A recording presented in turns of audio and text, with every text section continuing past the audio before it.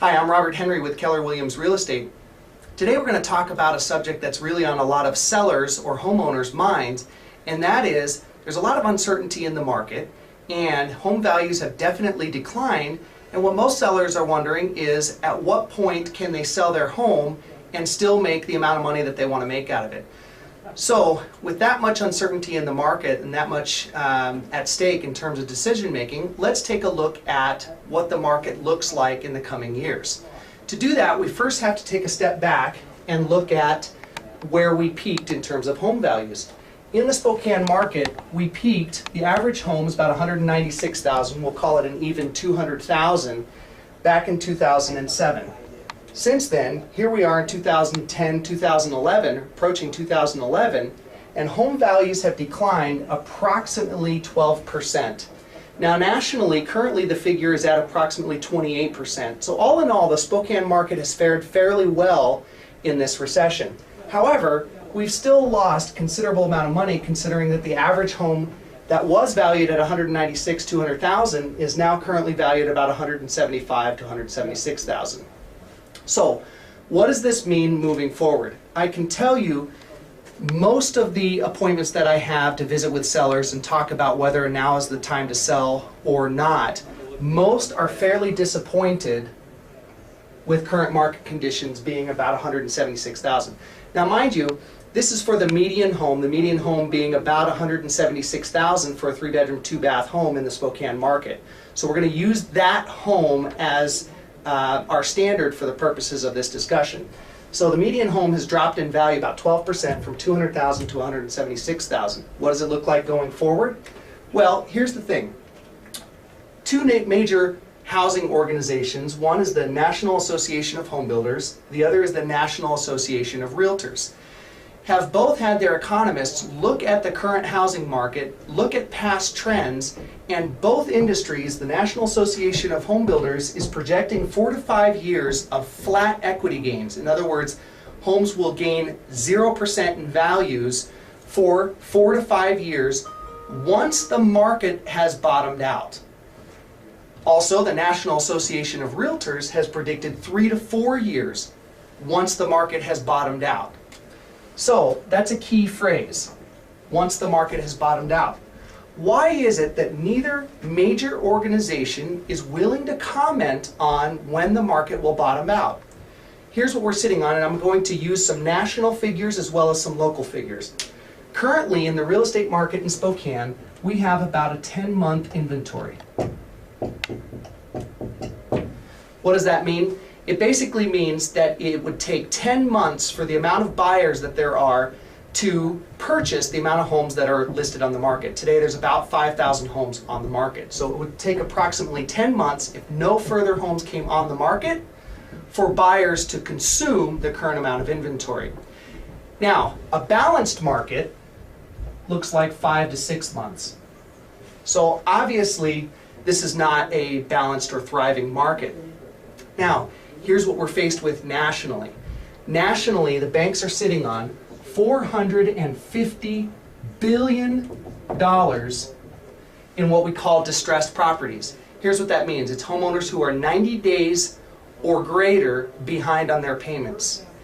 Here's the challenge.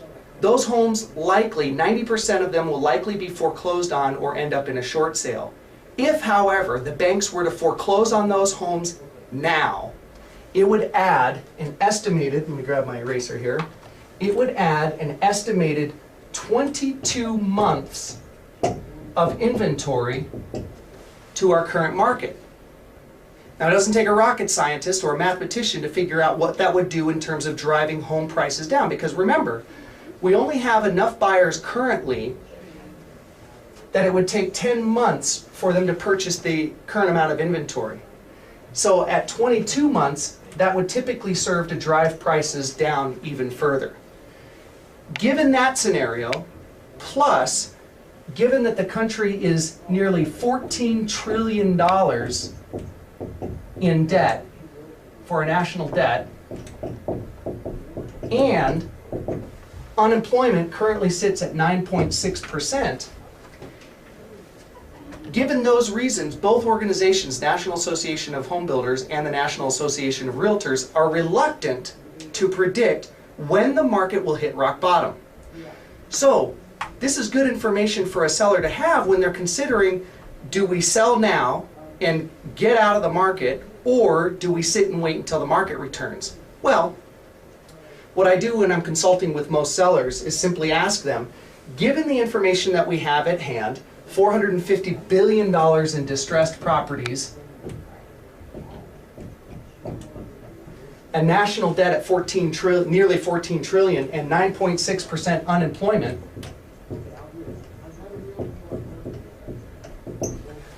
what I ask most sellers is, when do you think we'll hit rock bottom? I can tell you that most people think between 2011 and 2012. Now, let's make some assumptions.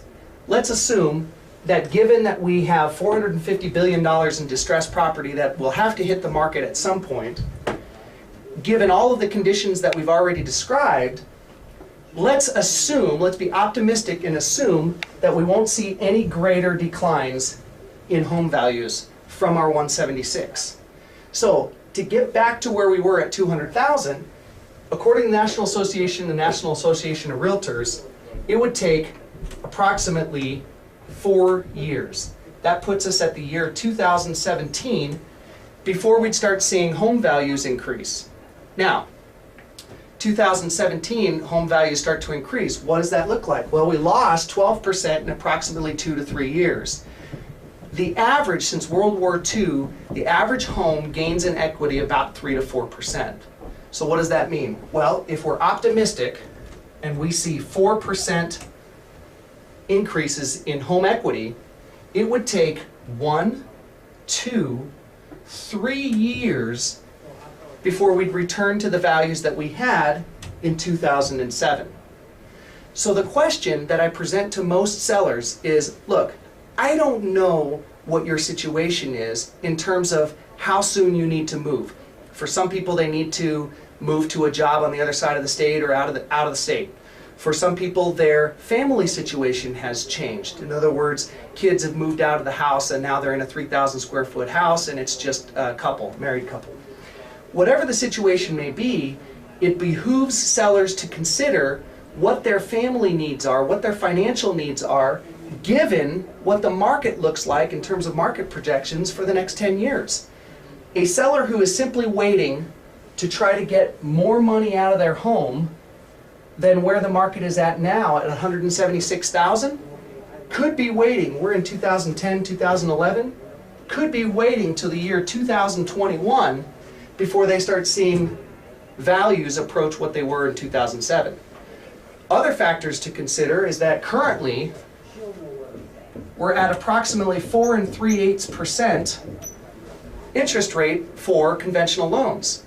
That's the lowest interest rate that we've had since 1955. Buyers are more incentivized now to purchase a home than they ever have been. So, in waiting for the market to improve, you could see a condition where if interest rates go up just 1%, here's what happens to your typical buyer. Whereas before they could afford a $200,000 mortgage, if they're wanting to keep their payment the same and interest rates go up 1%, their purchasing power just dropped to $180,000. Lots of risk in today's market for a seller, particularly for a seller who's waiting for the market to improve. This is the kind of information that we feel is critical for sellers to really know and understand when they're making their decision about whether or not to stay in the home they're at or sell and move on. Thanks for watching this short video.